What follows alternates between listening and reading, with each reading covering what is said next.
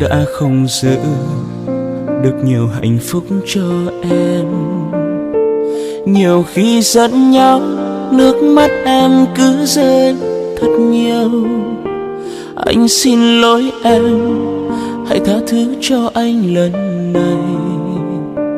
Đừng rời xa anh, em nói đi, em rất yêu anh.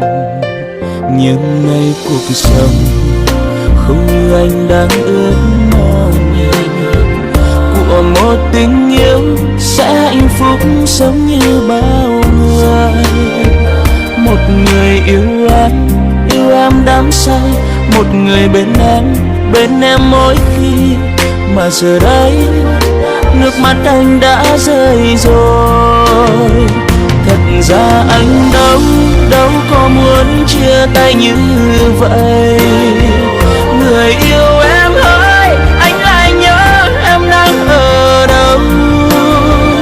Bàn tay nhỏ bé, khuôn mặt ấy sao lại đổi thay để anh nơi này. Ngoài trời mưa cứ rơi lặng thầm, chỉ còn riêng anh. Thật sự nhiều khi muốn nhắn tin gửi cho em nhiều, lại sợ ngỡ